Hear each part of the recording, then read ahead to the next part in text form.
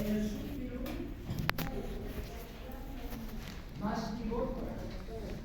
Las amebas están en el subfilum sarcodina. Entonces, los dos hacen parte del sarcomastigoto. O sea, las amebas y los flagelados.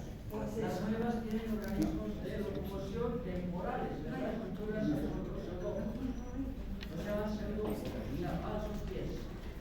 En cambio, los flagelados tienen estructuras estables que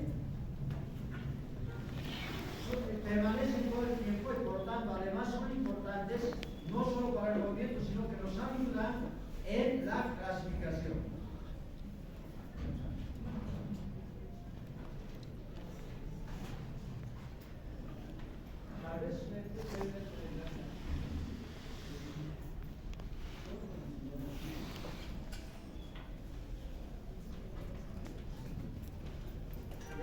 Entonces, son útiles para la clasificación, es decir, la morfología del parásito, es decir, qué características tiene, cuántos flagelos, dónde están localizados los flagelos, etc., nos sirve para conocer las especies, porque hay varios flagelados en el tubo digestivo. Nos vamos a referir muy poco a aquellos que no tienen mucha importancia por varias razones. Uno, porque se encuentra en la cavidad oral, y es Trichomonas tenax. Trichomonas tenax prácticamente tiene una patogenia muy controversial, es decir, algunos dicen que puede ser patógeno y otros que no. Y aquellos que defienden que puede ser patógeno estaría relacionado principalmente con la plaga dental. Y en la plaga dental, de alguna forma, sería la cuestión de las caras. ¿Sí? Pero no nos gustaría prácticamente más que lo que les acabo de decir. A otra situación está relacionada a otros flagelados del tubo digestivo, como son dientameba branchilis. Dientameba branchilis, uno ya automáticamente se acuerda de entameba, del complejo entameba. ¿Y por qué dientameba? Porque tiene dos núcleos. Y la característica es que no se visualizan los flagelos. Entonces se suponía que era una ameba, por eso el nombre de dientameba, es como una entameba de dos núcleos, es una etapa de trofozoito, porque solamente tiene trofozoito. Más adelante se identifica que corresponde a un flagelado. Entonces no se le ha cambiado el nombre, ya no tendría que llamarse dientameba. Pero ya que se conoce así la especie, así ha sido descrita, entonces se mantiene con ese denominativo. ¿Ok?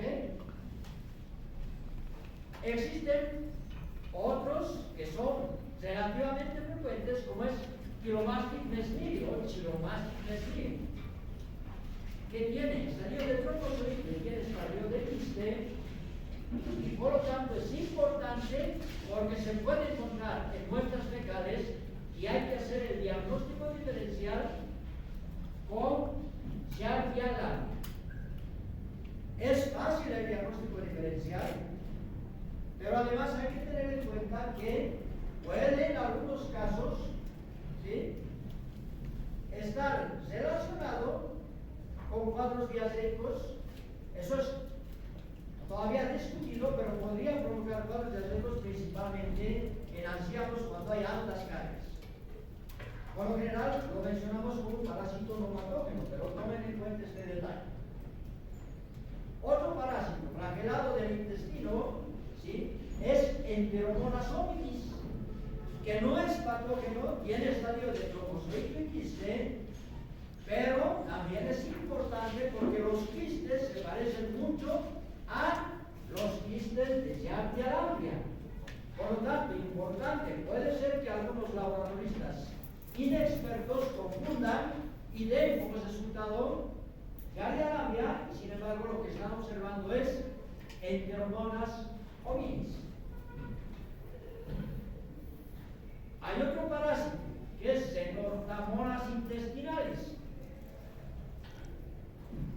que también tiene quiste y trofozoito y puede ser confundido con Yardia lamblia.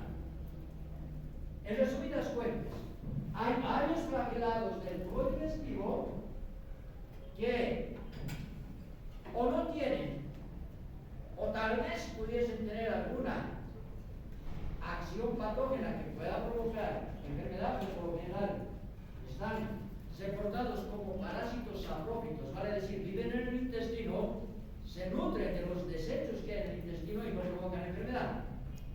Pero la importancia es que estos pueden ser confundidos con el parásito protozoario flagelado del tubo digestivo que provoca enfermedad con frecuencia, principalmente en los niños.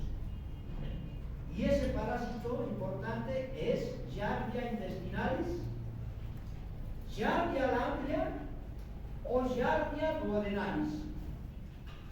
¿Y por qué tantos nombres? Primero duodenalis porque se encontró en el duodeno, ¿sí? En necrópolis, en pacientes que habían, hay personas que habían fallecido. Primera cosa. Segunda cosa, ¿por qué intestinalis? El duodeno es parte del intestino y fue el primer nombre con el que se describió esta especie. ¿Y por qué Giardia lamblia? Porque es, en otra descripción la denomina Giardia lamblia ya no por la localización, sino dedicada a un investigador. Lamblia viene del apellido de un investigador. Ahora, ¿por qué mantenemos Lamblia? Porque es el nombre que más se ha utilizado. ¿Cuál es el nombre más correcto? Debería llamarse Giardia intestinalis, es decir, se llama Giardia intestinalis, pero como la mayoría de los libros, la mayoría de los programas manejan lo de Giardia lamblia, nosotros manejamos principalmente este nombre. ¿Ok? Ustedes pueden utilizar cualquiera de los tres, pero es el mejor Giardia intestinalis o Giardia lamblia. Bien.